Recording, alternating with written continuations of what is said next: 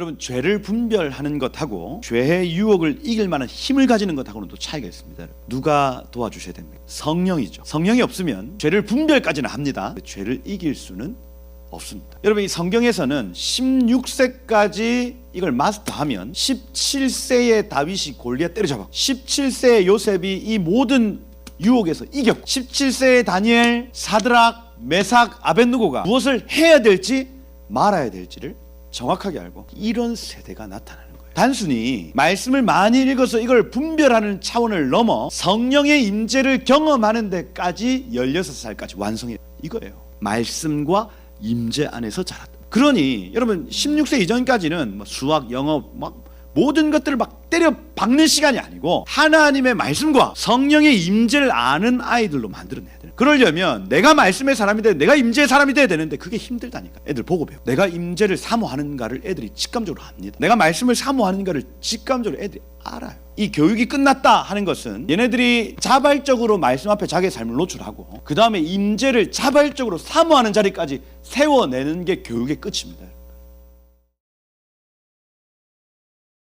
하나님의 말씀 같이 보겠습니다. 창세기 말씀. 저희가 그 매달 셋째 주는 학교들이 진행이 돼가지고 그죠? 한 번씩 쉽니다. 쉬지만 지금 희년서하고 저희 같이 이렇게 살펴보고 있는데 희년서가 출애굽기 한 10장까지 진행이 됩니다. 희년서라는 이 책이.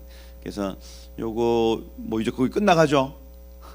여기 요셉 본문이 나오면 이제 창세기가 끝나가고 희년서는 모세가 기록했다고 되어 있는데 모세가 시내산에서 기록했다 보거든요. 그래서 시내산에 이를 때까지의 내용을 기록한 책이다 이렇게 보시면 돼요. 그래서 이거 빨리 희년서를 빨리 책을 내야 되는데 왜냐하면 요 강의가 끝난다. 그러면 희년서는 아무도 안 볼 것이다. 이런 생각이 있어서 그래서 이거 빨리 출판해야 되는데 싶습니다. 지금 출판 밀려지는 이유가 그 히브리어 원어하고 좀 그 대조하고 있습니다. 대조하고 있으면서 조금 그 일부 수정해야 될 것들은 좀 수정하고 지금 고민이 그 밑에 히브리어하고 영어하고 같이 넣을까, 한글하고 그 밑에 히브리어하고 영어하고 같이 넣을까 이런 고민들을 하고 있습니다. 근데 그 문제는 그죠, 단가죠. 같이 넣으면 책이 이만해질 겁니다. 이만해질 거고 단가가 올라갈 것이다. 지금 약간 고민 중에 있다. 그래서 기도하시다가 좀 아이디어가 있으면 그죠 주시고 그래서 빨리 이게 출간이 되도록 뭐 일반 성도들에게도 뭐 중요한 팁입니다. 왜냐하면 그 아브라함의 유언이라든지 이삭의 유언이라든지 야곱의 유언과 같은 부분이 성경에는 잘 기록되어 있지 않아요. 근데 여러분, 이 죽기 전에 하는 말이 가장 그 중요한 말 아닙니까? 내가 일생 살아봤더니 이게 제일 중요하더라 하는 그 유언과 같은 말들이 희년서에 나와 있어요. 그래서 믿음의 조상들이 일평생 믿음으로 살다가 가장 중요한 얘기를 툭툭 던져 놓는데 그게 희년서에 유일하게 적혀 있습니다. 그래서 그런 부분들이 참 중요하겠다. 일반 성도들에게도 중요하고, 그 다음 이제 성경을 연구하시는 어떤 목사님들이나 이런 분들도 야샬의 책을 이렇게 참고하는 것처럼 희년서도 조금 이렇게 참고를 하면 요게 연대나 이런 것들을 좀 계산하기에 쉽겠다 해서 지금 하고 있는 작업입니다. 그걸 지금 여러분들이 미리 보고 있다 보시면 된다. 저희가 여기 오늘 39장이죠. 창세기 39장부터 말씀을 보겠습니다. 37장부터의 토라 포션에서 거주하였으니 37장 1절에 나타나는 바예쉐브 거주하였으니라는 이 단어를 가지고 지금 계속 읽어야 됩니다. 그래서 그 가나안 땅에 큰 민족인 이스라엘이 거주하면 복이요 떠나가면 저주다. 그래서 떠나갔으니라는 본문이 있었고 그 다음에 거주하였으니라는 본문이 있다.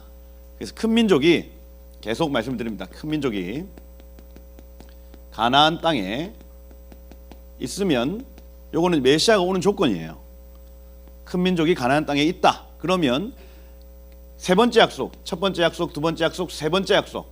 내 씨로 천하 만민이 복을 얻을 것이다. 이 세 번째 약속이 가장 중요한 메시아 약속인데, 이 메시아가 오려면 큰 민족이 가나안 땅에 있어야 된다는 조건이 달리는 거예요. 그래서 야곱이 이 가나안 땅을 떠나 밧단 아람으로 간 것은, 이것은 복에서 멀어진 사건, 내지는 메시아의 오실 조건에서 멀어져 있다는 겁니다. 그러면 어떤 이벤트들이 일어나는가 하는 거예요. 그렇죠? 그리고 큰 민족이 가나안 땅에 다시 예쉐브, 여기 37장 1절에 다시 여기에 머무르면 이거는 하나님의 토부입니다. 좋은 일이에요, 좋은 일. 그러면 이 토부 때는 어떤 일이 일어나는가? 요 본문을 지금 저희가 살펴보고 있습니다. 이게 지금 그 학자 에스라가 포션을 나눠 놓으면서 이번 요 파트는 예쉐브라는 거주하였으니라는 이 단어를 가지고 읽어라 하고 정해 놓은 거예요. 정해 놓은 거. 그래서 그렇구나. 지금 야곱이 가나안 땅에 거주하면 어떤 하나님이 복된 시간인데 어떤 일이 일어날까? 근데 여기 37장에 보면 요셉이 팔려나갑니다. 팔려나가요. 근데 팔려나가기 전에 요셉이 꿈을 꾸죠. 그 이전까지는 하나님이 구속사적 일들을 전혀 가르쳐주고 있지 않다가 내가 거주했더니 이 거주한 다음 세대가 꿈꾸기 시작합니다. 그래서 처음 꿈은 어떤 꿈이었어요? 볕단을 다 같이 막 묶고 있는데 계속 요셉의 볕단은 세워져 있고 형제들의 볕단은 계속 엎어지더라. 미완료 형태로 계속해서 세워놓으면 엎어지고 세워놓으면 엎어지고 이 꿈을 꿨다. 이걸 또 요셉이 눈치 없게 얘기하죠. 형님들 볕단은 계속 저한테 넘어지던데요. 이렇게 얘기를 합니다. 이 꿈은 이방인의 남은 이 유대인의 남은 자들이 메시아이신 예수님께 엎드려 경배할 것에 대한 예언이라고 말씀드렸습니다. 그죠? 그래서 이건 단순히 요셉에게 11 형제가 엎드릴 것이다라는 얘기가 아니라 메시아이신 예수님께 유대인의 남은 족속들, 여기 큰 민족이라고 해당합니다. 유대인 남은 자들이 엎드려 경배할 것에 대한 얘기. 두 번째 또 꿈을 꿔요. 꿈을 꾸는데 이번엔 뭐였습니까? 해, 달, 11벌, 또 이 별이 또 11개네. 아버지, 어머니, 그리고 11 형제가 또 나에게 절을 하더라. 이렇게. 그 열 받죠 또. 근데 이 꿈은 해, 달, 별, 이 모든 것들은 어떤 그 만물에 대한 얘기고 이방인의 충만함 내지는 만물이 메시아이신 예수님께 경배할 것이라는 꿈입니다. 그래서 야곱이 이 땅에 남았더니 그 다음 세대가 꿈꾸기 시작하는데 구속사의 꿈을 꾸기 시작하는 거예요. 그렇죠? 근데 이 꿈을 사단이 가만 둡니까 안 둡니까? 안 두지. 저희 꿈쟁이가 오는구나 하고 형제들이 그 꿈 얘기를 듣는 순간부터 이제 죽일 마음이 막 일어나는 겁니다. 이게 적 그리스도의 영이에요. 적 그리스도예요. 저 일은 일어나면 안 돼. 그 나중에 어떻게 표현하냐면 저 꿈대로 되는지 한번 보자 이렇게 얘기합니다. 단순히 그냥 저 요새 마음에 안 들어가 아니고 저 꿈 분명히 하나님이 주신 꿈이거든요. 두 번 겹쳐 꾸게 하신 하나님의 꿈입니다. 근데 이걸 저 꿈대로 한번 되는지 한번 보자 이렇게 얘기를 하는. 이게 여러분 자기들은 지금 내가 적 그리스도의 영의 영향을 받고 있다고 생각지도 못하고 있습니다. 그런데 그 말 그 자체가 곧 그리스도의 오심을 막는 말이에요. 꿈대로 되는지 한번 보자. 이건 우리도 알지 못한 채 그 악한 영의 역사를 이렇게 방임할 때가 있어요. 나도 모르게 하는 말입니다. 그런데 그것이 그리스도의 오심을 막는 말이더라니까요. 요걸 지금 하나님이 계속 요 시기에 계속 분별하라고 얘기하십니다. 내 말 중에 그리스도의 오심을 막는 말이 있고 그리스도의 오심을 당기는 말이 있다. 그죠? 이거요. 친일파. 그죠? 이 일본 후쿠시마 막 무슨 원전 오염수 오늘 그거 지금 발표하거든요. 오염수에 문제 있냐 없냐 발표합니다. 그런데 요건 이미 문재인 정부에서 문제가 없다. 문재인 정부에서 문제가 없다. 문제 없다고 발표를 했습니다. 이미. 그런데 이게 정권이 바뀌니까 이거는 문제가 있다고 그 야당 의원들이 막 나서는 거예요. 희한하죠. 희한합니다. 우길기 달고 일본 군함이 왔으면 난리 났어요. 막 우길기를 가지고 어떻게 여기 오냐 하는데 알고 봤더니 2017년도에 이미 달고 왔었어요. 문재인 정부 때. 야, 그러니 이 한국과 일본의 어떤 관계를 어떻게든 악화시키려고 이 사람들이 하는 말들이 있습니다. 말들이. 근데 하나님이, 여러분, 한국과 일본이 시편 110편에 나타나는 주의 권능의 날에, 이 주의 출전의 날에 새벽 이슬 같은 주의 청년들의 이 새벽 이슬이라는 이 단어 자체가 원어로 하면 동쪽에 해 뜨는 곳에서부터 어미의 자궁에서 이렇게 표현합니다. 그럼 무슨 얘기냐면 동쪽 해가 가장 먼저 뜨는 곳에서 어미의 태가 열리는데 거기에서 나아르, 결혼하였지만 결혼 정년기에 있지만 결혼하지 않은 청년들이 주님 앞에 헌신하는 일들이 나타난다고 성경에 기록되어 있는 거예요. 시편 110편에 주의 출전의 날에, 전쟁의 날이거든요. 마지막 때에 이렇게 해석할 수 있습니다. 마지막 때에 동쪽의 가장 끝 해 뜨는 곳에서부터 어미의 태가 열려 결혼 정년기에 있지만 결혼하지 않은, 이렇게 표현합니다. 저는 해당이 안 되네. 결혼했으니까. 그죠? 결혼 정년기에 있지만 결혼하지 않은 청년들이 주 앞에 즐거이 헌신하는 일이 나타날 것이다. 이렇게 되어 있습니다. 그럼 거기에는 한국, 중국, 일본 세 나라가 포함되어 있는 거예요. 그러면 요 일이, 이 한중일이 하나 되어서 하나님을 섬기는 일들이 나타나야 됩니다. 여기 아멘이십니까? 일본 미워하는 마음이 없어져야 된다는 얘기예요. 중국 미워하는 마음이 없어져야 된다는 얘기입니다. 근데 사단은요, 계속해서 이 일을 조장합니다. 더 미워해, 더 미워해, 더 미워해 합니다. 여러분, 그러니 요 일이 일어나지 않으면 주님 안 오십니다. 이해가 되십니까? 한국과 일본이 서로 화해하고 서로 용납하고 서로 사과하고 이제 앞으로 우리 잘 지내보자 하고 이렇게 나아가야 이 교회가 서로 만나고 성도가 서로 만나고 하나 되고 이런 일들이 나타나는 거예요. 그러니 우리 입에서 쪽발이 뗀놈 뭐 이런 표현, 이런 표현들이 걷어져야만, 그죠? 걷어져야만 이 일들이 나타납니다. 일본 성도들 만나보셨어요? 일본에 있는 성도, 야, 예배자들입니다. 예배자들. 우리는 예배를 한 8시간 9시간 하면 좀 지치잖아요, 사실. 그래서 밖에 나가 커피도 한잔 하고, 그래서 아유 지친다 하는데 이분들은 막 24시간을 예배해도 지치지 않아요. 그리고 약간 이 그 일본 특유의 그 찬양의 감성들이 계속 어떤 사람들, 특별히 어떤 초신자들이나 신앙이 깊지 않은 사람들의 마음을 막 만져내는 특유의 은사가 있습니다. 희한하죠. 그러면서 일본 찬양이 막 지치지 않게 할 뿐더러 계속해서 조금 신앙이 얕은 사람들을 주께로 막 인도하는 찬양의 어떤 영감이 있습니다. 영감이. 중국은요, 중국. 우리 막 중국 싫어하잖아. 그죠? 근데 여러분, 중국 교회를 한번 생각해 보십시오. 그 신앙을 지키고 있는 교인들을 생각할 때에 여러분, 우리는 감탄하고 감격하지 않을 수가 없는 겁니다. 중국 교회 성도들이 만든 그 찬양 안에는요, 어마어마한 순교의 영성이 있습니다. 순교를 각오하고 신앙생활을 그들의 영성이 거기에 쫙 담겨 있어요. 그러니 그분들이 하는 찬양은 정말 단 한 곡 내지는 1분만 찬양하더라도 눈물이 주룩주룩 흘립니다.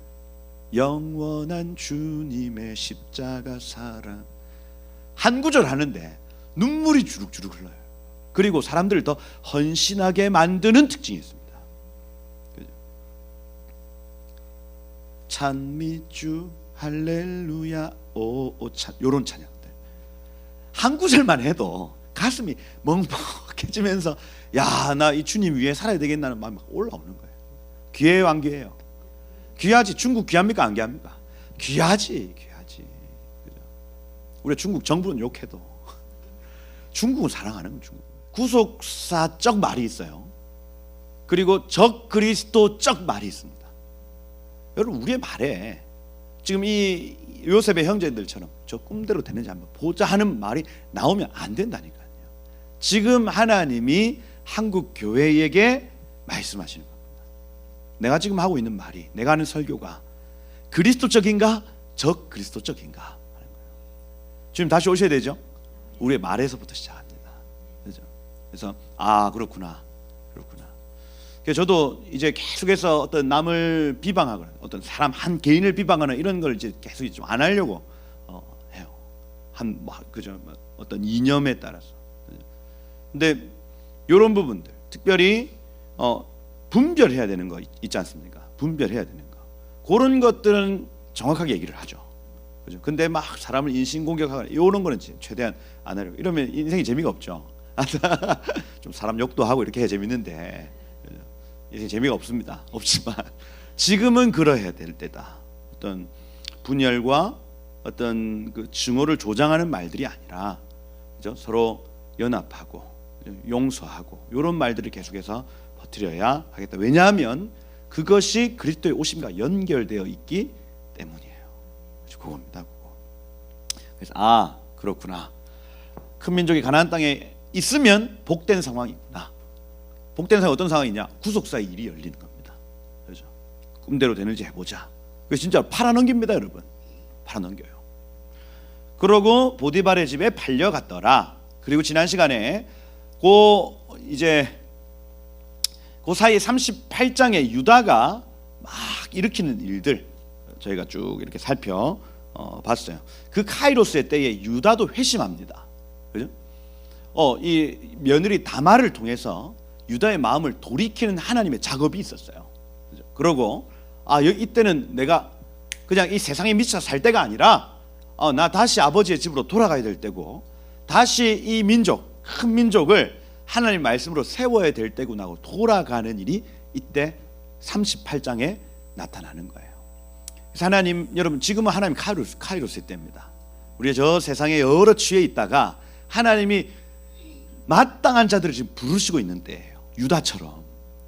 그때에 우리 삶에 여러 가지 이벤트들이 있을 때 알아차리는, 주님이 지금 부르시는구나 나를. 나 정말 우리 집안을 하나님의 말씀으로 세워야 되는 거구나 하고 돌아가시는 은혜 있으시길 축복해요. 이게 38장입니다. 그리고 오늘 여기 39장에 보디발의 아내 사건 나타납니다. 그죠? 여기 1절에 보니까 요셉이 이끌려 애굽으로 내려갔다. 계속 야곱이 머물러 있는데 일어나는 이벤트들은 황당한 이벤트들이에요. 요셉이 팔려나가고 죽었다고 느껴지고, 그러니까 이게 여러분 아버지로서 아들이 죽었다고 소식을 들었을 때 이만큼 마음 아픈 일이 없다고요. 내가 머물러 있는데요. 그렇다고요. 근데 이것은 하나님의 그 선하신 일을 위한 이벤트들입니다. 그죠? 이집트 땅으로 오게 하셔서 이 사람들을 큰 민족 되게 하시려는 하나님의 이벤트가 여기 지금 담겨 있어요. 그 땅에서 큰 민족 되면 섞입니다.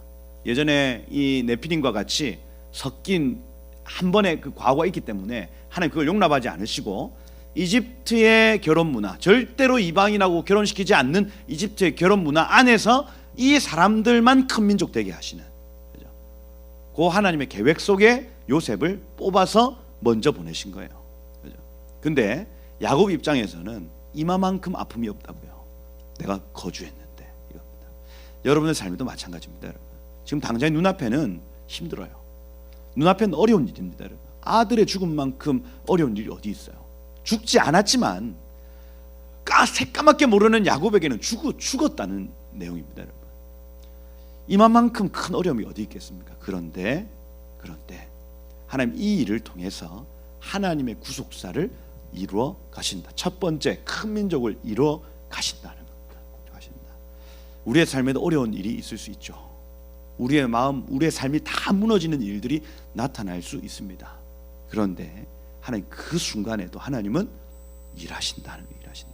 여기 지금 요셉이 내려갔습니다.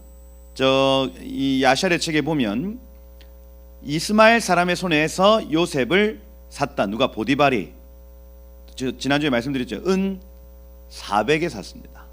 제일 처음 요셉의 값은 은 20. 그죠? 은 20에서 무려 몇 배예요. 폭등했습니다. 폭등. 그죠? 그러니 여기 그 이스마엘 사람들이 장사를 잘한다. 그죠? 이렇게 보시면은 되겠다. 그 보디발은 덤탱이를 썼다. 이렇게 보시면 되겠다. 요셉을 사니라. 은 400에 샀다. 그러니 예수님의 몸값은 가면 갈수록 높아진다 이거죠. 요셉은 메시아의 어떤 그 모델입니다. 처음에는 이방인들에게 팔려서 모퉁이 돌같이 거치는 돌같이 막 차임을 당하다가 점점 옮겨지고 하면서 사람들이 그 값을 알아보기 시작한다는 얘기입니다. 나중에 예수님이 영원하신 왕으로, 이야 우리 예수님 가장 위대하시고 가장 아름다우신 분이십니다 하고 이방인들이 이걸 살 겁니다. 아멘이시죠? 그거예요. 그래서 심지어 자기의 목숨값을 바쳐서 주님을 삽니다. 이거예요. 지금 일 안에서 일어난 일들. 내 목숨을 드리고 예수 이름을 사는 거예요. 지금 이런 일들이 나타난다. 그냥 의십에서 400으로 그죠? 폭등했다 차원이 아니고, 예수의 이름은 날이 가면 갈수록, 우리 인생에도 마찬가지 아닙니까? 처음에는 주일날 골프 치는 거 포기하고 왔다가 점점 나의 우리 아들을 주님께 드립니다. 아들을 갖다 바치는 값으로. 또 뭐 있습니까? 내 삶을 주님께 드립니다. 점점 더 은 20에 샀다가 점점 나의 삶의 모든 것을 다하여 주님을 사는 일들이 나타난다는 얘기 되죠. 그거예요. 그거. 그래서 요셉을 샀구나 보디발이. 근데 2절에 보니까 여호와께서 요셉과 함께 하심으로 하야 에트 요셉 야훼 이렇게 되어 있습니다. 그래서 하나님이 하야 요셉과 함께 사셨다 이렇게 표현합니다. 떠나가지도 않으시고 잠시 그냥 방문하는 것도 아니고 이 카보드 방문하는 것도 아니고 하야 그와 함께 24시간을 사셨다 이렇게 표현하는 겁니다. 야, 이런 은혜의 길을 축복해요. 요셉이 여기 지금 17세에 경험한 은혜입니다. 하나님 나와 함께 사시는 거예요. 얼마나 좋겠어요. 피곤합니까? 하나님 나와 함께 사시면 피곤해요? 아니야. 가장 좋으신 아버지, 온 천지를 지으신 능력의 하나님, 그분이 나와 함께 사시는 게 복이에요. 우리는 이걸 임마누엘이라고 얘기를 합니다. 임마누엘. 하나님 여러분과 함께 하시길 축복해요. 임마누엘. 그러니 그 결과죠. 그가 형통한 자가 되어 이렇게 되어 있습니다. 형통한 자. 찰라흐거든요. 찰라흐 하면 통과하다라는 단어입니다. 그래서 얘가 가고자 하면 가게 되고, 그죠? 얘가 손을 대면 그 손대는 모든 것들이 복을 받고, 이겁니다. 찰라흐, 돌파하다, 통과하다, 그냥 문이 활짝 열리는 겁니다. 이걸 이제 사무엘과 같은 경우는 그가 하는 말이 땅에 떨어지지 아니하였다 이렇게 표현을 하는 겁니다. 이게 형통이에요, 형통. 그래서 여러분들 임마누엘 하셔서 형통하시길 축복해요. 여러분들의 기도를 하나님 들으시길 축복합니다. 17세에 지금 이런 어떤 영적 컨디션을 가지고 있었다. 그의 주인 애굽 사람의 집에 있었더니, 여기 지금 친위대장 할 때 이 친위대장 보디발 1절에 친위대장은 타바흐라는 단어입니다. 타바흐는 도살하다라는 단어예요. 그래서 많은 주석자들이 요리사라고 얘기하기도 합니다. 막 도살해가지고 하는 거. 근데 아니죠. 도살하다라는 단어는 사형 집행관이라 할 수가 있습니다. 사형 집행관. 보디발의 감옥에 갇혔다는 것은 사형수들이 온다는 표현. 이겠죠. 사형 집행자. 그래서 하여튼 높은 사람이겠죠. 이 사람의 어떤 그 보고에 따라서 사형이었던 사람이 풀려나기도 하고, 그죠? 또 그냥 잘 지내던 사람도 보디발의 한마디면 사형수가 될 수 있는 요겁니다. 권력자였다. 권력자. 근데 3절에 보니까 그의 주인이 여호와께서 그와 함께 하심을 이렇게 봤다. 임마누엘을 본 겁니다. 함께 하심을 보고 형통케 하심을 봤다. 두 가지를 봤대요. 임마누엘, 야, 하나님이 함께 하시는 것 같다. 그죠? 이런 경험 있으세요, 여러분? 불신자들이 여러분들하고 하나님이 같이 있는 것처럼 느껴지는 거예요. 야, 이 은혜 있기를 축복해요.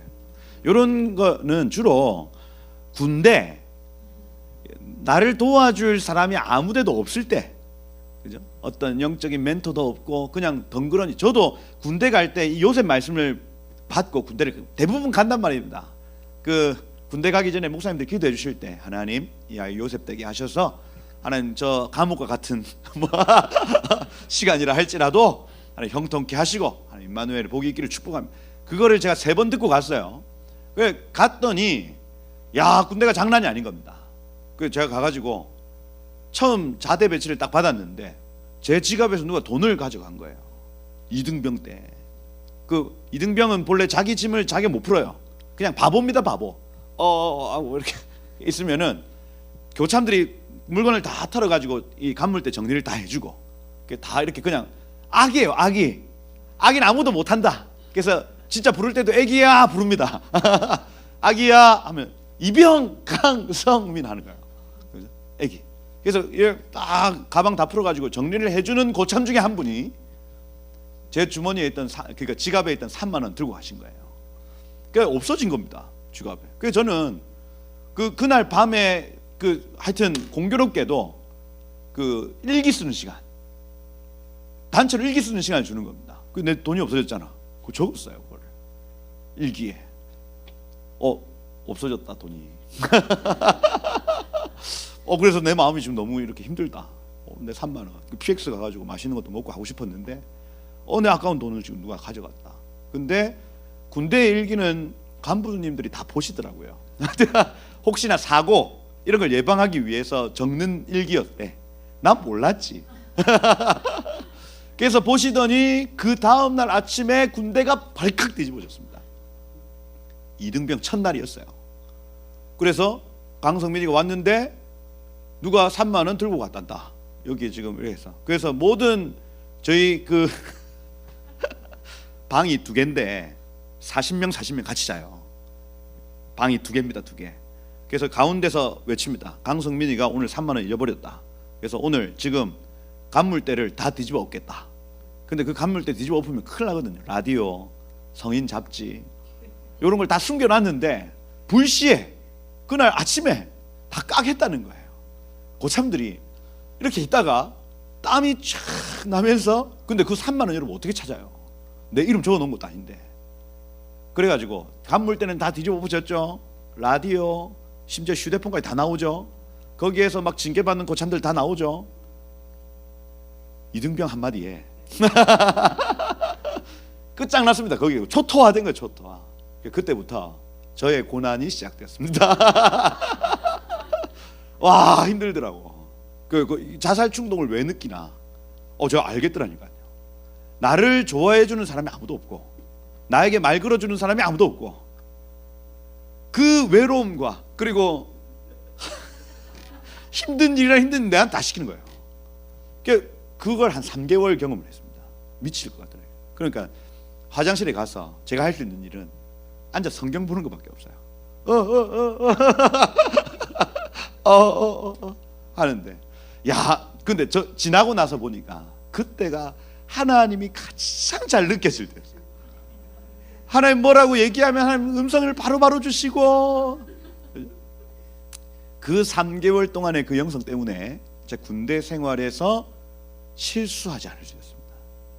군대 가면 막 외박 나가고 막 술 마시고 그 다음에 뭐 어딜 가고 그래서 저는 이제 결정하기를 외박을 한 번도 안 나가기로 결정하고 그래서 이 정규 휴가를 부산으로 가는 것 외에는 다른 곳에 가지 않겠다고 서원하고 막 그렇게 하면서 이제 술, 여자 모든 것들을 다 차단하고 정말 거기에서 기도하면 기도한 대로 되더라니까요. 근데 군대 나오니까 또 안 되더라고요.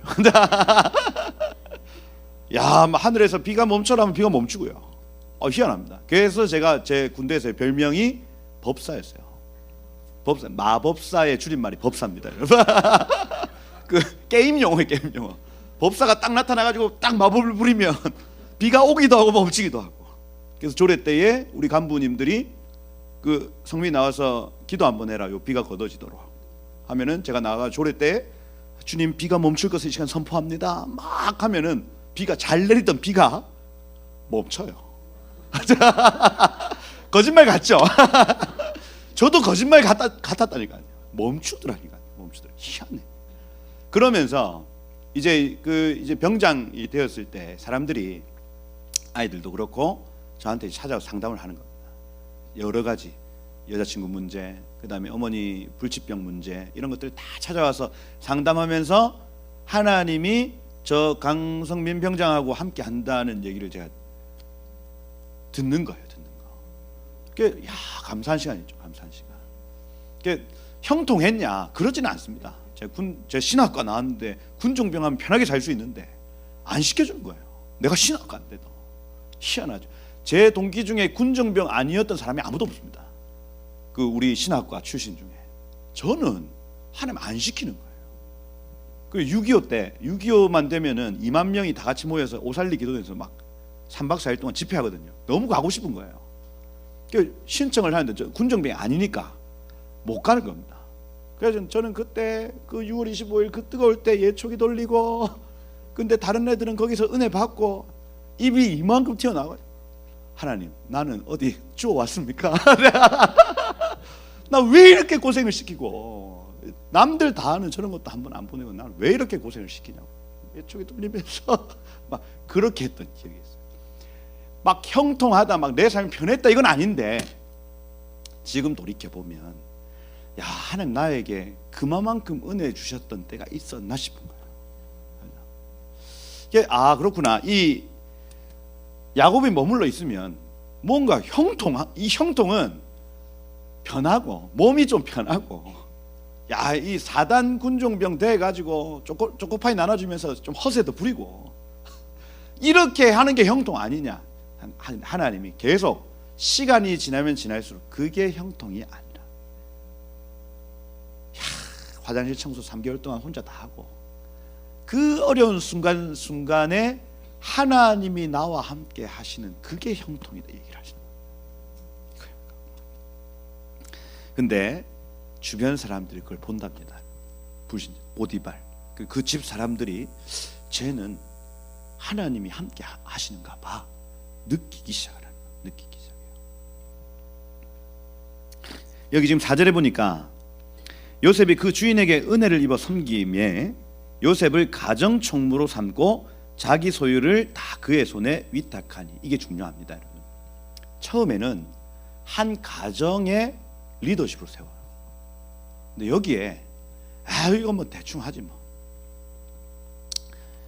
이거 뭐 껌이지. 대충 그냥 적당히 칭찬받을 정도로 하자. 요렇게 하지 않고 한 가정의 총무로 되었을 때 정말 열정을 다합니다, 이 사람. 그러니 하나님이 함께 하심을 볼 뿐 아니라 이 사람을 향한 존경의 마음이 그 집 사람들 안에 퍼져요. 이겁니다. 근데 이건 연습이죠, 연습. 하나님은 한 번에 이 사람을 애굽의 총리로 세우지 않습니다. 안 해요. 한번 요 작은 일 한번 툭 맡겨보는 겁니다. 그리고 그 일에 목숨 걸고 다 하는지 안 하는지를 딱 보시는 거예요. 그 다음 감옥으로 갑니다. 더 악해졌어요. 아까는 그래도 맛있는 거 먹고 그냥 잘 살 수 있었어요. 근데 감옥 같은 경우는 다릅니다, 여러분. 제한된 음식, 뭐 제한된 시간, 완전히 그냥 결박당해 있는 상황인 것. 근데 거기에서도 감옥의 총리로 세움을 받습니다. 삶은 더 악해졌어요. 그런데 계속해서 그 리더십의 자리는 주어지는 겁니다. 그때에 요셉이 낙심해가지고 나 안 할래. 나 대충 하고 막 삶이 피곤한데 막 이렇게 해버렸다면 그 다음 스텝 모르겠어요.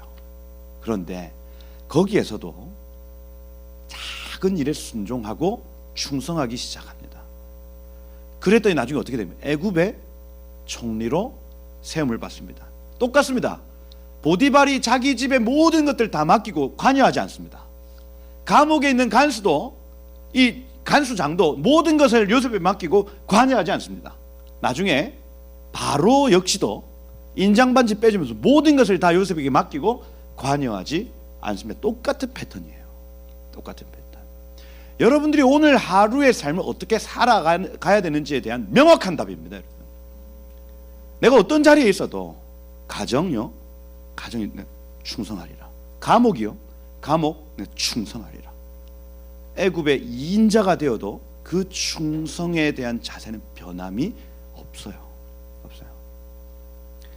그러니 하나님이 오늘 여러분들의 자리에 두신 것은 우연이 아닙니다. 아니에요. 작은 일이라고요? 아니요. 그 작은 일 뒤에 있는 큰 일을 보셔야 됩니다. 여기에 순종하면, 여기에 내가 최선을 다하여 기도하며 주님과 동행하며 이 일을 해내다 보면 하나님은 어느 순간 더 악해지던데요? 아니라니까요. 어느 순간 여러분들을 들어 올리시는 거예요. 들어 올리시는 거예요. 그러니 우리의 이 태도, 이 attitude라고 합니까? 우리의 이 태도가 우리의 앞으로의 삶을 결정합니다. 낙심되는 일이 있습니까? 또 뭐 무슨 일이 있어요? 귀찮아요? 아니요. 사단이 계속해서 여러분들의 삶에 하나님의 뜻이 이루어지지 않게 하기 위해서 그걸 계속 미끼를 건다니까요. 여러분 오늘 이 하루의 삶에 여러분 마음과 여러분의 모든 열정을 던지시길 축복합니다. 그거예요. 그거.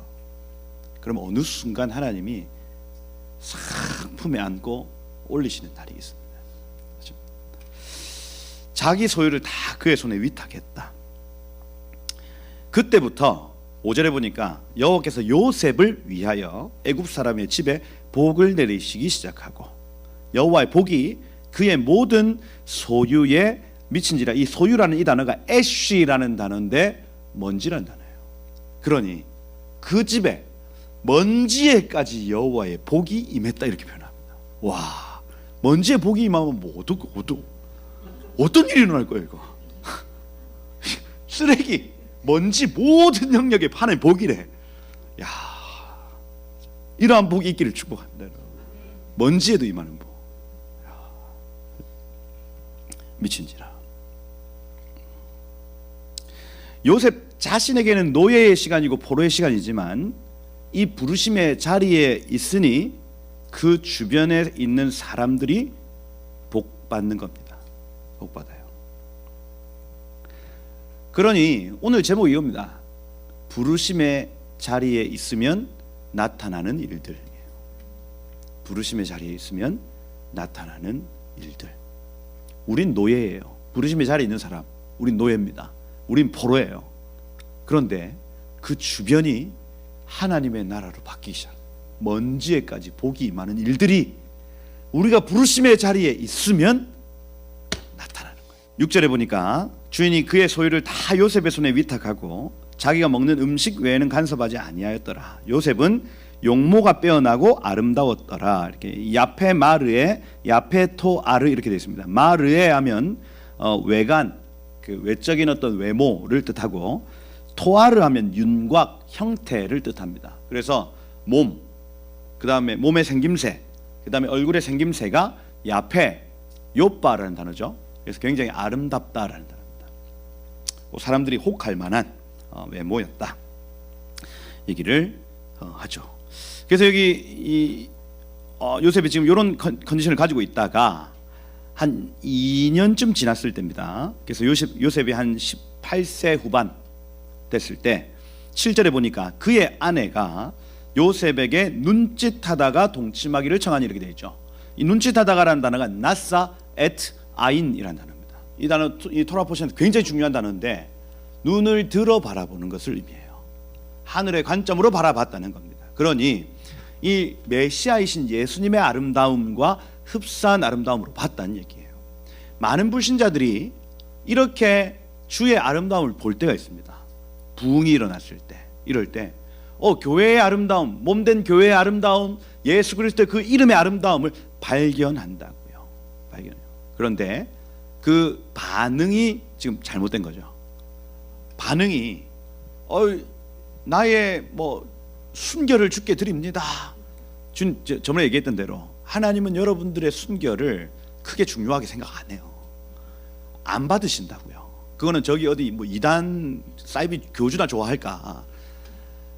그게 아니라고요. 여기 지금 당신과 자기를 소망합니다. 이게 잘못된 반응이라고요. 그 안에 있는 메시아 고유의 아름다움을 발견했으면 그 안에서 하나님을 발견하고 하나님을 추구하는 대로 나아가야 되는데 이게 육체적 관계로 나아가려고 했다는 겁니다. 이 나사이트 아인의 어떤 반응이 지금 잘못된 겁니다. 잘못된 거예요. 동침하기를 청하며 같이 눕자 이거예요. 샤카브라는 단어입니다. 동침 눕다라는 단어예요. 눕자. 이 자매님은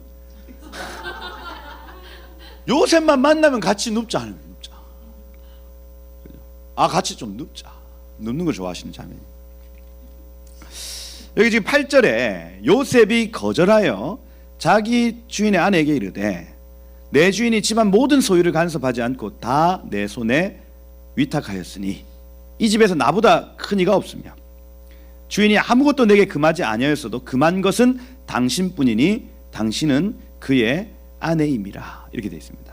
주인이 금한 것은 당신뿐이니, 이 말은요, 오직 금한 것은 이 열매, 그 창세기 3장에 나타나는 선악과를 기억하셔야 됩니다. 그래서 지금 이 요셉의 이 워딩은 아담과 하와의 실패를 뒤집어 엎는 표현이에요. 하나님이 금하신 것은 당신뿐이니, 내 주인이 금한 것은 당신뿐이니, 이렇게 표현하는 겁니다. 명확하게 알고 있어요. 해야 될 일과 하지 말아야 될 일을 명확하게 알고 있는 겁니다. 여러분, 예수님이 40일 금식 이후에 그 고난 받으실 때, 시험 받으실 때 역시 마찬가지입니다. 내가 해야 될 일과 하지 말아야 될 일들을 명확하게 알고 계신 것. 저기 그 돌이 떡이 되게 만들어 봐라. 사람이 떡으로 살 것이 아니다. 내가 물론 그 권능을 가지고 있지만은, 안 그렇습니까? 예수님 말 한마디면은 무화과 나무가 즉시에 마르는 거 여러분 보셨지 않습니까? 돌이 떡이 되게 할 수 있는 분이지만은 내가 해야 될 일과 하지 말아야 될 일을 예수님은 아시는 겁니다. 알아요. 뛰어내려서 천사가 바치게 해봐라. 그렇게 할 수 있겠지만은 하나님의 뜻이 아니라는 것을 예수님은 아시는 겁니다. 사단에게 절해라, 내 모든 걸 줄게. 이 땅에 있는 모든 권세는 나에게 지금 있다는 거 너 알지 않느냐? 예수, 나에게 절해라. 그러면 이 땅에 있는 모든 권세를 너에게 줄게 하는. 그렇게 할 수 있지만은 그 하나님 원하시는 게 아니라는 것을 예수님은 안 거예요. 지금 이 요셉 말입니다. 요셉. 온 인류가 실패한 그 일을요, 요셉은 해버립니다. 이게 여러분 메시아의 통로로서 살아가는 모습이에요. 모습. 여러분들의 삶에도 마찬가지입니다. 여러분, 이 선악과를 뒤집어 엎는, 아담과 하와의 실패를 뒤집어 엎는, 원죄를 뒤집어 엎는 결정 말입니다. 여러분 삶에 해야 되는 일, 하지 말아야 되는 일을 아시는 것. 아멘입니까? 이건요, 단순히 그냥 우리가 죄를 이겼어 하는 차원이 아니고 원죄를 뒤집어 엎어버리는 유혹, 사단의 미혹, 이걸요, 여러분들의 그 순간의 결정이 그 죄의 권세를 엎어버리는 거예요. 그것을 거룩이라고 얘기를 하고 그걸 능력이라고 얘기를 합니다. 성도의 능력은 곧 거룩입니다. 그러려면 우리는 알아야 됩니다. 내가 뭘 해야 되는지, 내가 뭘 하지 말아야 하는지 알아야 돼요. 그러니 여러분, 이 사도 바울이 디모데에게 모든 성경은 하나님의 감동으로 된 것으로 교훈과 책망과 바르게 함과 의로 교육하기에 유익하니, 이렇게 되어 있습니다. 말씀 안에서 우리는 그거 알죠. 무엇을 해야 될지 말아야 할지를 거기에서 알 수 있는 겁니다.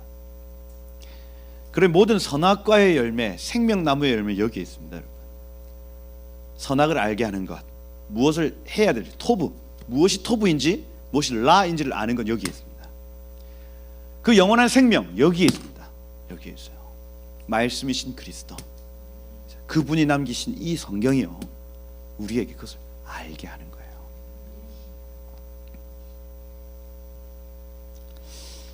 여러분, 죄를 분별하는 것하고 죄의 유혹을 이길 만한 힘을 가지는 것하고는 또 차이가 있습니다. 여러분, 그래서 많은 분별이 있지만 그 분별 뒤에 죄를 이기는 데까지는 또 다른 일이에요. 다른 일. 누가 도와주셔야 됩니까? 성령이죠. 성령. 성령이 없으면 죄를 분별까지는 합니다. 근데 죄를 이길 수는 없습니다.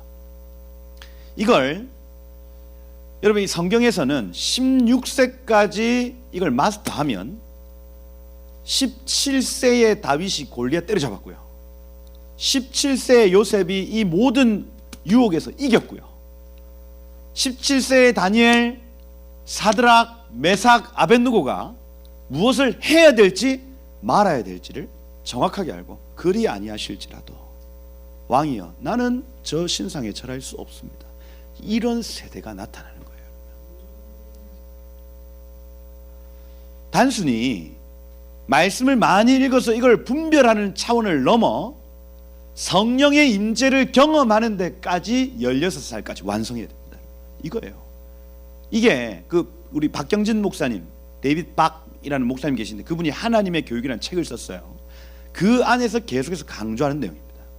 16세 이전까지 이 사람들은 아버지의, 어머니의 어떤 양육 안에서 힘있게 자랐다, 말씀과 임재 안에서 자랐다, 이렇게 표현합니다.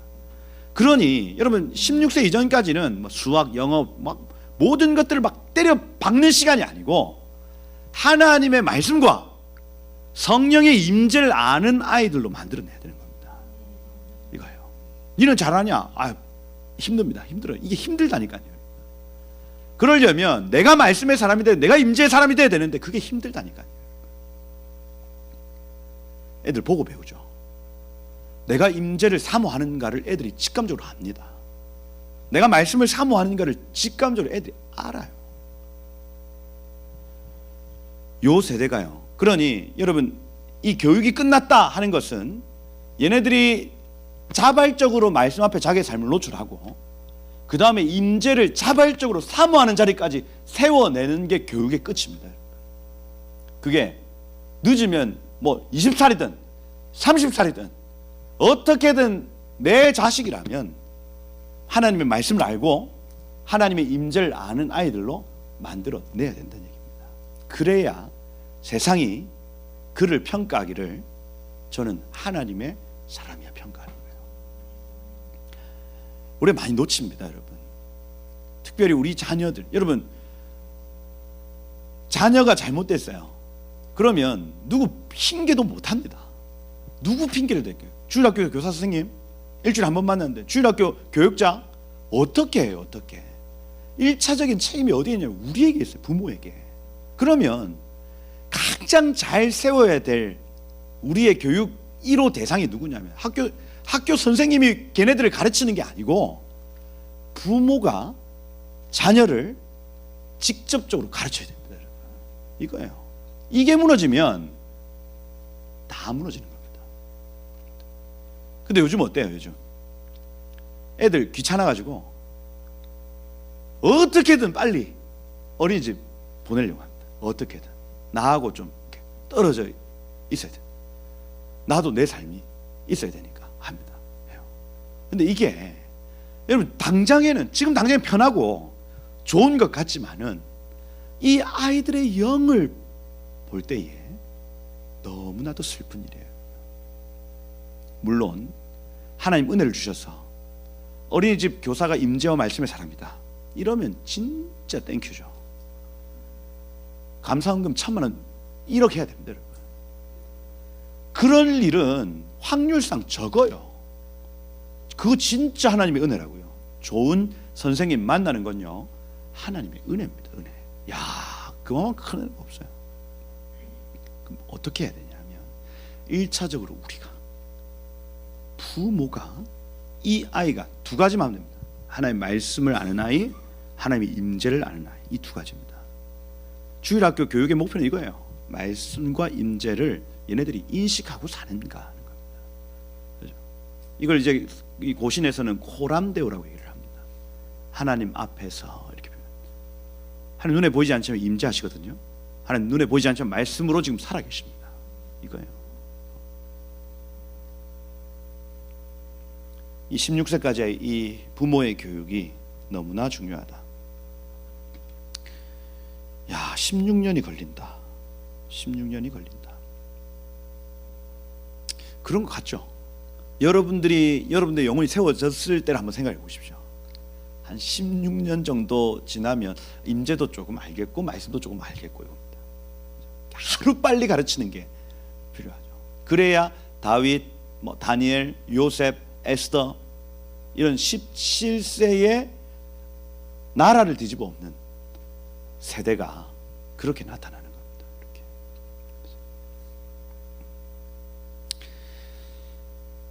진도가 안 나가네.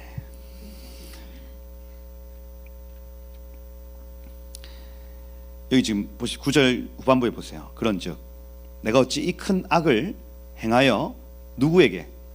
하나님께 죄를 지으리까 합니다. 18세 요셉이요, 르 엘로힘, 내가 지금 당신이 유혹하고 내가 만약 이게 넘어간다면 보디발에게 죄를 짓는 게 아니라 눈에 보이지 않습니다. 하나님께 죄를 짓는 것이다. 정확하게 얘기합니다. 어떻게 하나님께 죄를 짓겠습니까? 그런데 10절에 보니까 여인이 날마다 요셉에게 청하였으나 요셉이 듣지 로 쉐마. 그래서 이 로 하면은 절대 부정형입니다. 결코 듣지 아니하여 동침하지 아니할 뿐더러 함께 있지도 아니하더라. 이제 나타나지도 않습니다. 그 앞에. 이게 지혜라고 우리 모든 목사님들이 얘기하죠. 못 이길 것 같으면 도망가라. 그렇죠? 그것이 지혜다. 그래서 이 유혹을 내가 못 이기겠는데 하면은 머리 세게 흔들고 뛰쳐 도망쳐야 된다. 방언 열심히 하고 아라라라라라라. 그래서 미친 놈인 줄 알고 이제 도망가겠죠. 근데 여기 희년서 39장 6절, 희년서 39장 6절에 보니까 뭐라고 적혀있냐면 요셉은 그에게 혼을 내어주지 아니하였으니 이렇게 되어 있습니다. 그래서 그의 네페시, 그의 감정, 지식, 감정, 의지가 혼인데 자신의 네페시를 그녀에게 내어주지 아니하였다. 그러니까 마음을 지켰다는 얘기입니다.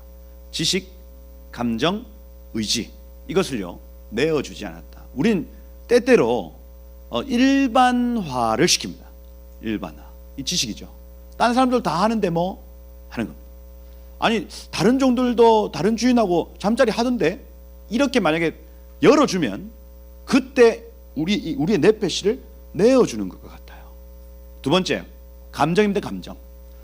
같이 자자 하는데 내 속에서 사랑하는 마음이 일어났어.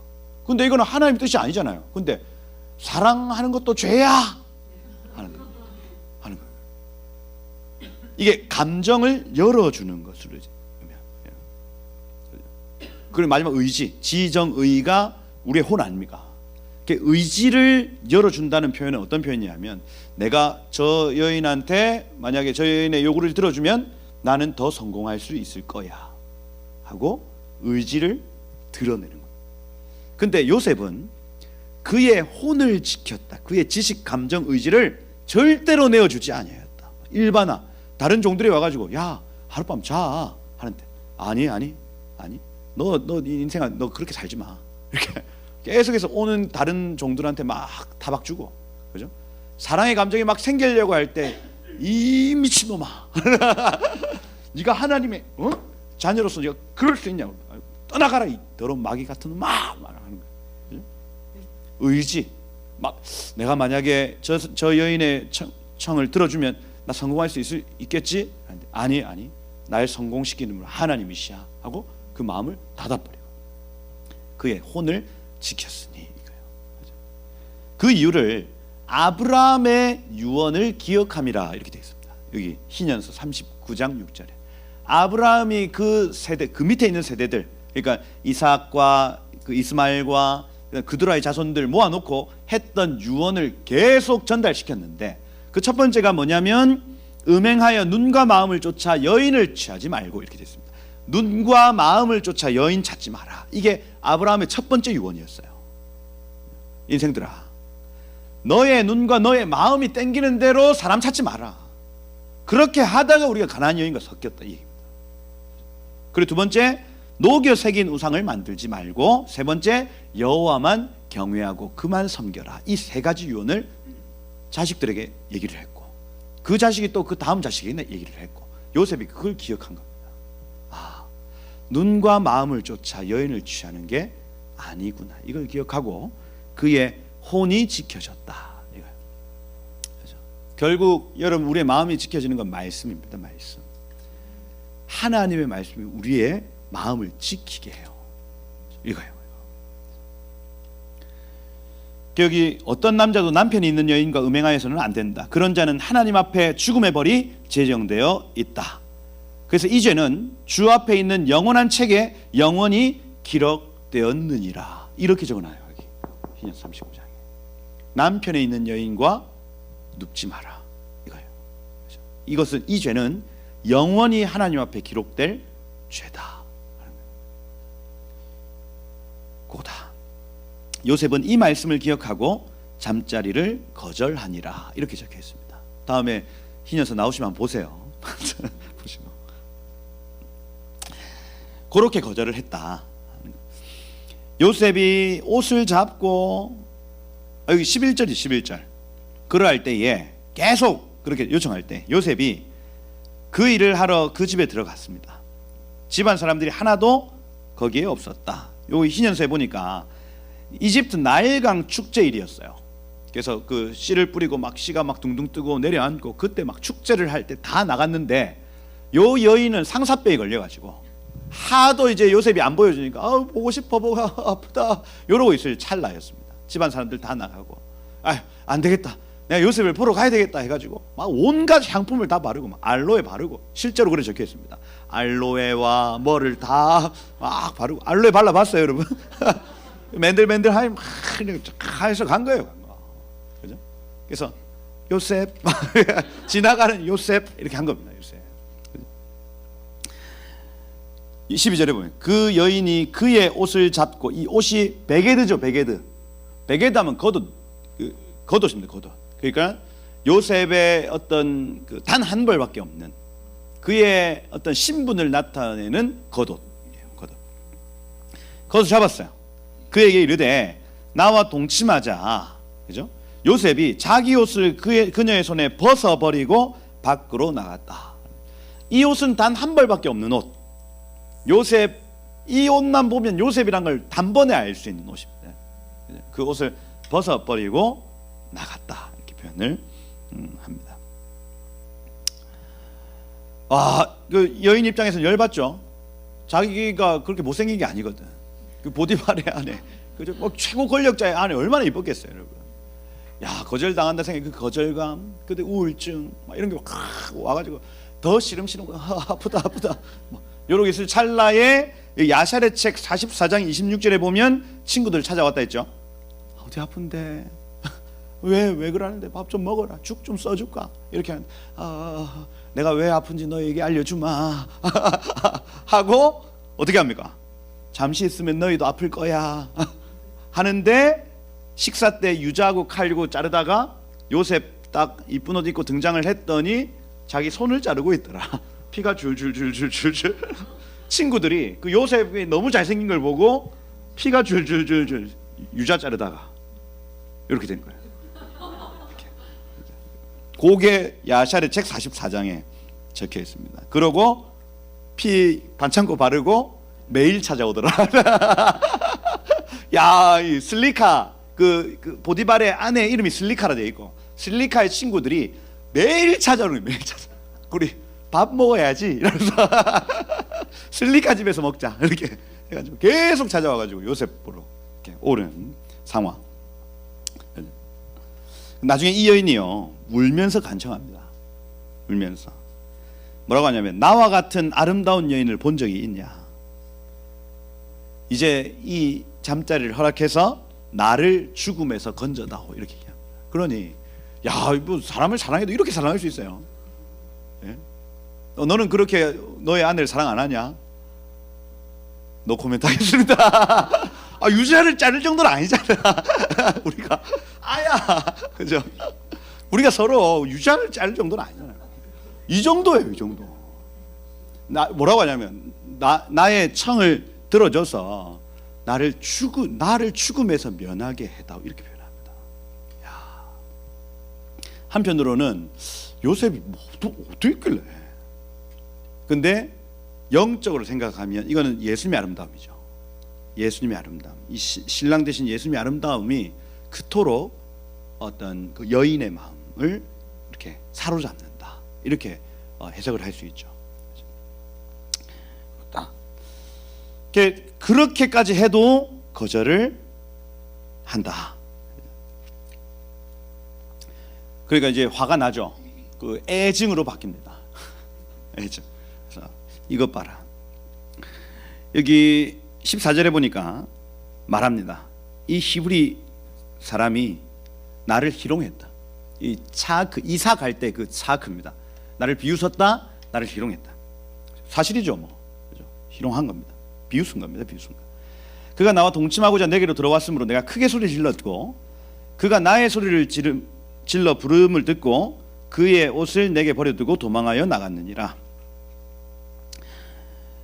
그리고 그 옷을 딱 가지고 집주인이 돌아오기를 기다렸다가 그 보디발에게 얘기를 합니다. 여기에서 이제 야셀의 책에서는 보디발이 이것을 듣고 크게 분노하여서 심한 채찍질로 요셉을 때렸다 이렇게 표현을 합니다. 때렸어요. 근데 요셉이 큰 소리로 외쳤다고 했어요. 뭐라고 하냐면 주 하나님, 당신은 나의 무죄함을 아시지 않습니까? 이날 내가 어찌하여 할례 없는 자들의 손에 죽게 되었습니까? 이렇게 표현합니다. 무슨 얘기냐면 죽을 만큼 맞았다는 얘기입니다. 죽을 만큼. 하나님 나의 죄 없음을 주님 아시지 않습니까? 하고 그 맞고 있는 순간에 그죠? 엘리 엘리 라마 사박다니 이렇게 표현합니다. 하나님 어찌하여 나를 죽게 만드십니까? 이렇게 표현하는 장면인 거예요. 죽을 만큼 맞았다. 재판이 일어났대요. 그 야샬의 책 44장. 이게 야샬의 책 44장에 기록된 사건이거든요. 여기 뭐라고 되어 있냐면 재판이 있는데 여기서는 또 찢어진 옷이라고 얘기를 해요. 성경에는 찢어졌다고 얘기는 안 나옵니다. 근데 야샬이 찢어졌대요. 찢어졌는데 뒤쪽이면 여자가 찢은 것이요 앞쪽이면 이 남자가 찢은 것이다. 뭐 이렇게 얘기해요. 그래서 남자가 찢었다 해가지고 겁탈하려고 했던지. 근데 뒤쪽에서 잡아가지고 이게 찢어졌으면은 여자가 이거를 이제 막 붙잡는 상황이었는지 이렇게 재판을 했다 이렇게 표현을 합니다. 그러니 뒤쪽이 찢어졌거든요. 그래서 이 사람은 그 사형에 해당할 만한 죄가 없다 이렇게 결론이 나서 죽지 않고 감옥으로 옮겨졌다 이렇게 표현합니다. 그래서 본래는 죽을 정도 때린 거예요. 이 요셉을 단순히 그냥 아유 조용히 잘 넘어가자 이런 차원이 아니고 죽을 정도로 맞았다 이렇게 표현합니다. 맞았다. 그런데 재판이 있은 다음에 무죄가 선고되고 감옥으로 옮겨진 사건이라 할 수가 있어요. 감옥에 갇힌 후에도 여기 그 야실책 44장에 보면 이 여인이 찾아옵니다.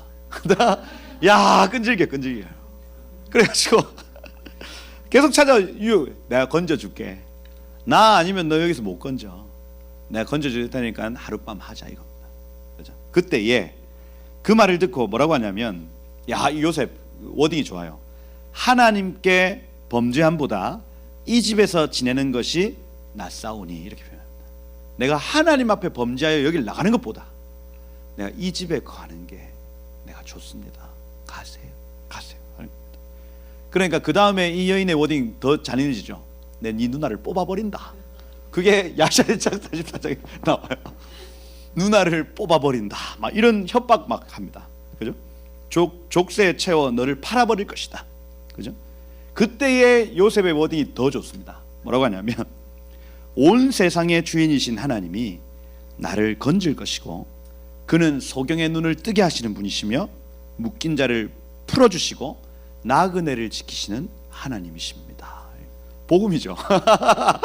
야, 이 워딩을 제가 보면서 감격이 그래 맞다. 죄 지으면서 세상 사는 것보다 내가 감옥에 갇혀서 하나님과 동행하는 것이 나에게 더 기쁨입니다. 이 고백하는 거. 누나를 뽑고 너를 족쇄에 채워서 내 팔아버릴 것이다. 이렇게 하는 하나님은 소경의 눈을 뜨게 하시는 분이시오. 하나님 족쇄를 풀어주시는 분이시며 나그네들을 사랑하시는 하나님이십니다. 가세요 하는 겁니다. 여러분, 이 요셉의 힘이 어디서 나올 거예요 도대체? 이 힘이요. 여러분, 결국에는 이 16세 이전까지의 하나님의 말씀에 젖어서, 그분의 임재와 그분의 말씀에 젖어서 지낸 그 세월이 이 환난의 때를 이기게 하는 거예요. 여러분들에게도 그러한 때가 있을 겁니다. 그죠? 말씀에 젖어들고 깊은 예배 가운데 하나님이 정말 임재가 느껴지고, 그럴 때가요 나중에 큰 환난과 어려움을 이기게 하는 원동력이 되어질 거예요. 그죠? 여러분, 야곱이 가나안 땅에 거주했더니 구속사의 일이 계속해서 나타납니다. 이것이 우리의 눈에 보기에는 참 어려운 일일 수 있겠지만은 그 아니라고 얘기를 하는 거예요. 아니다. 우리 눈에는 당장에는 어렵고 힘든 일이지만은 아니, 주님의 뜻, 주님의 약속이 이루어지는 거룩한 시간이야. 구별된 시간이야. 기뻐하고 즐거워해라. 이 땅에 있는 선지자들아, 즐거워해라. 하늘에 너의 상급이 큼이니라 하고 하나님 여러분들을 도전하시는 겁니다. 여러분, 이렇게 여러분 요셉같이 힘든 시간일 수 있겠으나 여러분 그 시간에 주님을 찬양하시고 주님의 말씀 붙들고 사시다가 은혜 받으시는, 은혜 누리시는 여러분 되시기를 예수님 축복드립니다. 기도하겠습니다. 우리의 혼을 내어 줄 수밖에 없는 이벤트들 많이 있습니다. 뭐 죄든 또 낙심케 하는 일이든. 근데 요셉은 혼을 지키는 방법을 알았어요. 우리의 지식, 감정, 의지를 딱 지킬 수가 있었습니다. 먼저는 우리가 말씀이 풀어지는 모든 장소에서 주여 나에게 말씀하여 주시고 인같이 도장같이 내 마음에 주의 법을 새겨 주십시오. 주님께서 정말 더 큰 어려움과 환난이 내 앞에 온다 할지라도 이길 수 있는 힘이 거기에서 나오는 줄 믿습니다. 주님, 도장처럼 인처럼 내 마음에 주의 법을 새겨 주옵소서.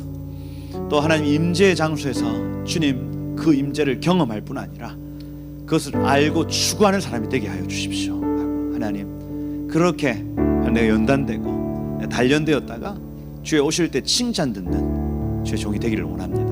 한 번 더 기도할 때 우리 다음 세대들의 삶에 이러한 은혜가 있어서 하나님 교회에서 자라는 모든 아이들이 말씀과 임재를 아는 아이들로 자라게 하시고, 하나님 모든 교육기관에 이 두 일들이 풀어지게 하시고, 주님 그래서 어렸을 때부터 주님과 동행하며 주의 뜻을 알다가 주의 복을 힘있게 이 땅 가운데 풀어내는 복된 아이들 일어나게 하옵소서. 우리 자신과 또 우리 다음 세대를 위해서 다 같이 한번 주여 부르고 기도하고 우리 마치도록 하겠습니다. 함께 기도하겠습니다. 주의 보기에는 어려움이 되지만 하나님 우리가 그때에 말씀과 성령, 진리와 성령으로 예배하는 하나님 거룩한 세대로 일어나길 소망합니다. 주님, 내 삶이 먼저는 말씀 앞에서 주의 임재 앞에서 세워지길 소망합니다. 주여 기름 부어 주시옵소서.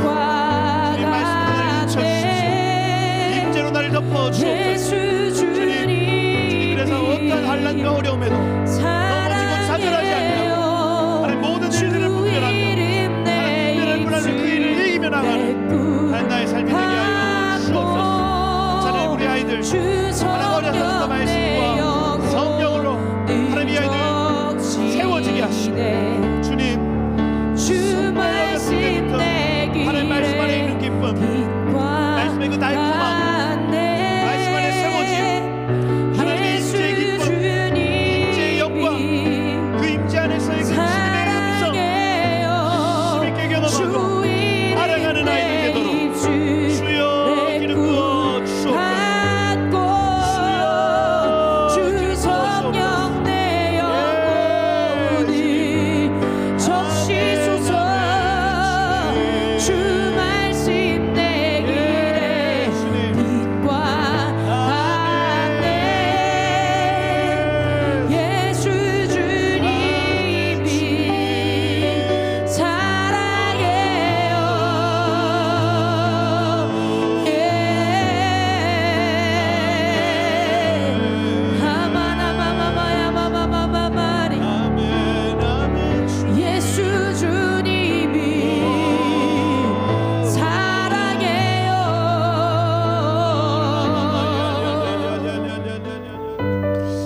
아버지께 참으로 예배하는 자들은 영과 진리로 예배할 때가 오나니 곧 이때라.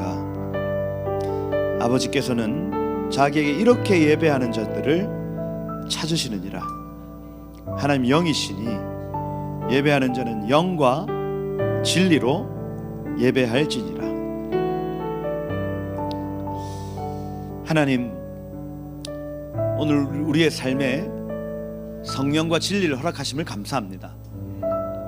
하나님, 이것으로 우리는 저 사단을 이기고 세상을 이기고 모든 죄를 이길 줄을 믿습니다. 무릇 하나님께로부터 난 자마다 세상을 이긴다 하셨고, 세상을 이기는 이 이김은 이것이니 우리의 믿음이니라 하신 주여, 성령과 물과 피로 우리를 새롭게 하사 하나님, 우리 하루하루 살 때 이렇게 예배하며 살고 주님이 찾으시는 사람 되도록 주님 지금 이 시간 기름 부어 주옵소서. 하나님, 우리의 삶에 크고 작든 여러 가지 환난과 어려움이 있는 것을 봅니다. 그때에 능히 이길 수 있는 힘이 바로 이 영과 진리임을 믿습니다. 성령님, 우리 안에 오십시오. 주님 임재하십시오. 오셔서 우리의 모든 것이 되어 주옵소서. 진리의 영이신 주여, 우리가 말씀을 들을 때, 말씀을 읽을 때에 감화 감동하셔서 도장을 찍듯이 우리의 마음판에 주의 진리 새겨주시고, 어떠한 유혹과 핍박이 온다 할지라도 말씀으로, 성령의 임재로 그 모든 것들 이기게 하옵소서. 주님 부르심의 자리로 나아갑니다.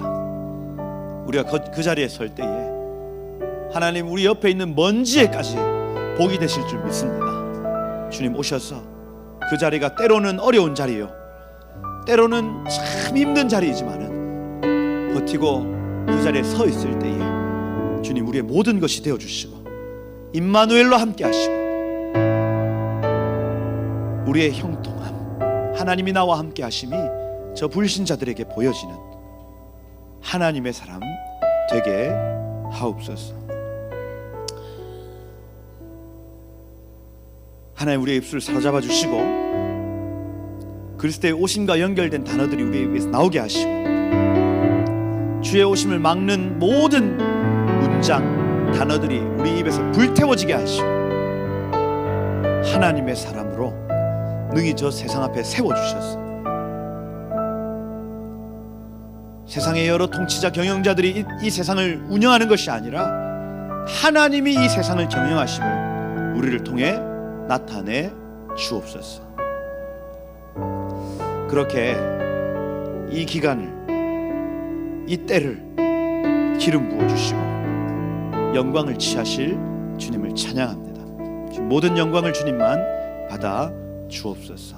감사합니다. 예수 그리스도 이름으로 기도드립니다. 아멘.